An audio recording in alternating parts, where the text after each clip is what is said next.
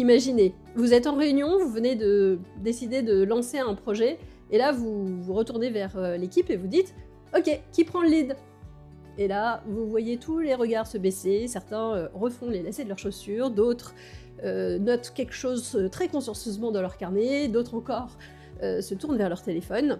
Je suis sûre que vous avez déjà vécu ça, probablement même que vous avez déjà aussi essayé de détourner le regard pour ne surtout pas être choisi.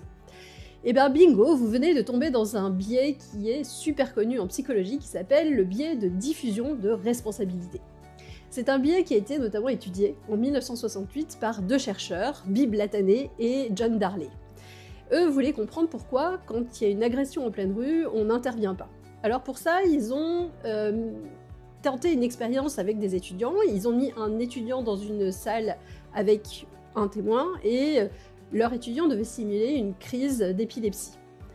Lorsque le témoin est tout seul dans la salle, il intervient à 85% des cas. Lorsque il y a 5 témoins dans la salle, ce chiffre tombe à 31%. Alors pourquoi cette passivité ? C'est l'effet de groupe, l'effet de témoin. Plus il y a de personnes dans une salle, plus la responsabilité individuelle se dilue. C'est-à-dire qu'on se dit chacun il y a quelqu'un d'autre qui va s'en charger. Ou alors, si personne ne bouge, c'est que ça doit pas être urgent.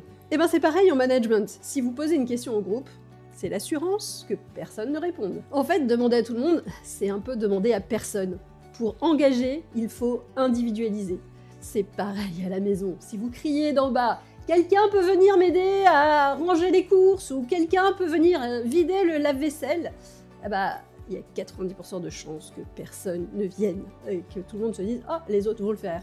Alors que si vous dites « Léo, tu peux venir vider le lave-vaisselle », vous allez pointer du doigt quelqu'un, il ne peut plus échapper à sa responsabilité. Et connaître cet effet, ce biais de dilution de responsabilité, ça peut aussi vous sauver la vie. Si vous vous sentez mal dans la rue, ou si vous vous faites attaquer, ne criez pas au secours. C'est le meilleur moyen pour que personne ne vous vienne en aide, que tout le monde se dise « il y a quelqu'un d'autre qui va faire le premier pas ». Si vous avez besoin d'aide, dites « vous, monsieur, avec le gilet rouge, appelez la police !» Vous lui remontez sa responsabilité individuelle entre ses mains et il va faire quelque chose. Alors, que ce soit pour sauver votre peau dans la rue, que ce soit pour que la table soit mise à 19h ou pour lancer votre projet stratégique, arrêtez de parler à tout le monde. Adressez-vous à un individu. Dites par exemple « Thomas, je pense que avec tes compétences, c'est toi qui es le mieux placé pour prendre le lead sur ce projet. Est-ce que tu es d'accord ?» En faisant ça, vous remettez sa responsabilité en jeu et franchement, c'est beaucoup plus efficace. Et moi, je suis Valérie, votre fournisseuse officielle d'énergie pour changer le monde, et je vous donne rendez-vous demain pour un nouvel épisode.